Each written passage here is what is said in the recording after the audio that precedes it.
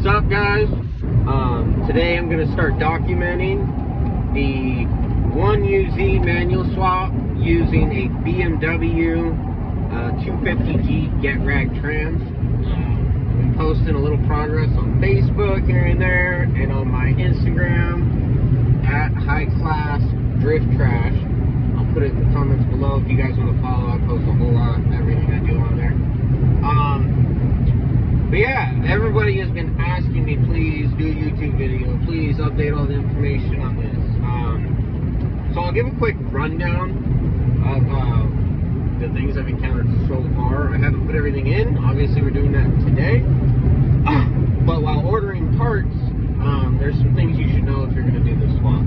So, if you're using the Pmc Adapter kit for the M20, M50 to 57, and S50 trans, they all have the same bolt pattern. Okay? The adapter plate works for all those bolt patterns. The flywheel that you get is a space flywheel that bolts to the stock 1UZ flex plate. They give you longer bolts for it. Make sure you torque them in sequence, 2-spec with Loctite. And they call it a spigot bearing or your pilot bearing, whatever you want to call it. It protrudes so that you don't need a input shaft spacer to line the transmission. Now, where you will run into a problem, and it all comes to the transmission that you decide that you get. I went with a run-of-the-mill Get Rag 250G. I don't recommend doing this. If you do it, I recommend looking to quickly upgrade after that, or stock a bunch of them and get your trans swaps down. They seem like they're time bombs. I have a local guy here that's got an E36 with a turbo on it, and I was talking to him and he said he's blown like 4 trans. I don't know if that was before turbo, after turbo, but either way, 1UZ is gonna put it through a lot of abuse for what I'm doing with it anyway. It's going to be my drift car, little weekend warrior. So I plan on going to source a couple more and then fall out later and get a E46 6-speed. But anyway, so here's some things you need to know. Okay, the BMW trans, almost all of them up to the E46 M3, all the 323s, 325s, anything with ZF 310, 320, or the Get Rag 250, all have the small input shaft. So you will need whatever clutch disc that fits your input shaft. Now here's where it gets tricky. The Pmc Adapter kit uses a M57 diesel or an E46 M3 specific clutch pressure plate. Okay, those are the only two that'll work with this kit so far. So, where this presents problems if you're using a 310, a 320, or a 250G get rag is all of those are small clutch discs or 228mm clutch disc, and you have a 240mm pressure plate and flywheel. They will not work. You can't buy an E36 regular clutch disc for 40 bucks. Here's what I found out after doing the research. And this is after I emailed PMC, I emailed Drift HQ, and they said just get a clutch disc to match your trans. I'm glad I did the research, okay? If you're running anything with a smaller input shaft and need a 240mm clutch disc, you need an E36 M3 specific clutch disc. So far, I mean, there might be other ones if, you know, you guys are BMW viewers. This is just what I found. I started going crazy, looking in forums and 240mm, E36 this, 228mm. I was reading so many numbers and acronyms that I was losing my goddamn mind. It was a little ridiculous, but trying to cross-reference and build this together, so I'll make it easy for you guys, okay? That is the combo you need. You need an E46 M3 pressure plate with an E36 clutch disc if you're running a small input shaft transmission. If you get an E46 6-speed, then you just buy an E46 clutch kit. Boom, done, goes in. It's real simple. I'm not 100% sure about the M57 diesel if it works like that.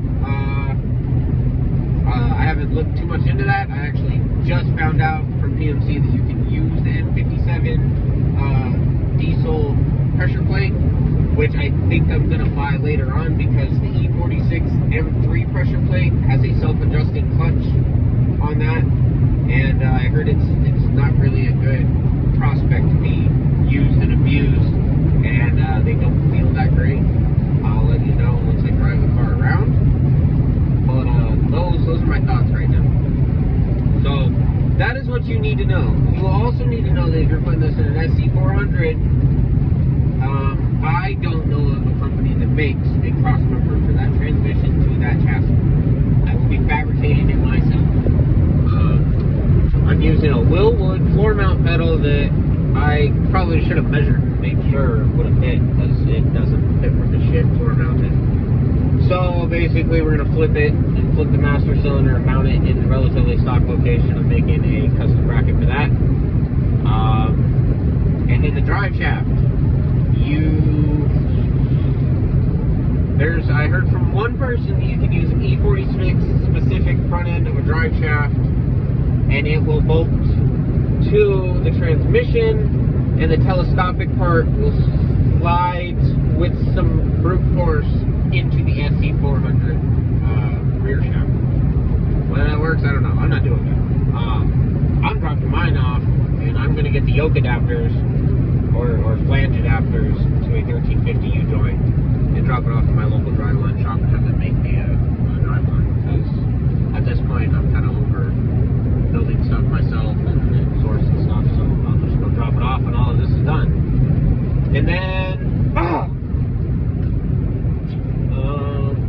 there's one thing I thought about. I might get some more information on that once we get the trans in. Is Sc400 front shaft uses a Guivo. The E36 transmission uses a Guivo.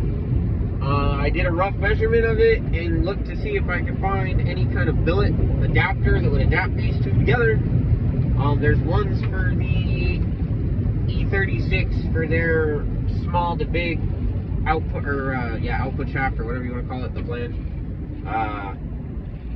But none that match the bolt pattern to the Sc400. I was thinking about seeing if I could have someone mill or machine me one, but I can't seem to find a good machinist here that would do it, so I scratched that plan and we're going with a custom one-piece drive shaft, which in the end will probably be the better option.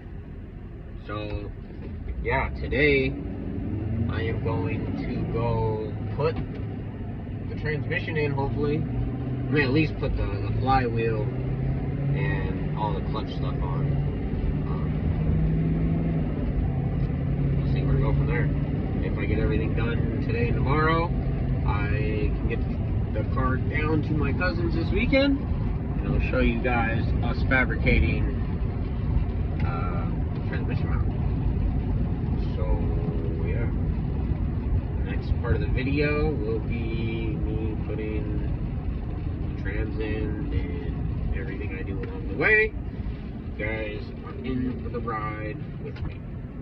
So I'm hoping to have this project done by the end of the month. Maybe next month. I move here in 3 months-ish, give or take. So I kind of made the decision to either put the car on hold till I moved and finished it in a garage. Because if you guys know me or have followed me on the SC pages or anything, you guys will know that I built this whole car. It started in a apartment, one-car garage, and split with my baby mama, so we moved it to a 10x15 storage unit, and I've been on the low key doing a lot of work there. I actually got the engine put in and running in the storage unit. But yeah, all we really got left to do on this car, I wish I would have documented the whole build, but I didn't really think it was going to go this fast. I got the car in November of last year, and so I'm coming up on 8 months, and it was a shell. Just a shell and trans ripped out, and bought it for $100 plus $300 to get it transported to me. It was supposed to be a tinker project, and I just came up on deals left and right. I found an Sc400 with buckle suspension, pulled the engine, transmission out of that, sold pieces, parts from both cars that I wasn't going to need. I tucked all the wiring, shaved the bay, deleted the ABS, you know, put a 1UZ in the 300 chassis, and wired everything up. Cleaned up the engine bay. I sold the stock seats. I got some energy reclinables. Oh, that reminds me, I gotta build seat rails or order parts. You know, and then now I got a manual transmission that has got everything bolted up and go. In 8 months, this was supposed to be an extreme budget build, and it has. To be honest, after wheeling, dealing, selling parts off of cars and trading and doing work for people, I'm less than $2 grand in, and that's the adapter plate that costed me $1,100 alone. I'm like $700-800 into the whole build besides my adapter plate. I bought the 400 and yanked the engine transmission out of it and some other parts, sold the shell of the car for what I paid for the whole thing. Yeah, so it's a hell of a ride. I did not expect to be here, put in a lot of work, a lot of sweat in this 110 to 20 degree weather out here in Vegas. I'm ready to enjoy it. I'm pushing. I want to take this car out and go rip it and see what a 1UZ with a manual trans feels like. And Sc400, I'm ready, man.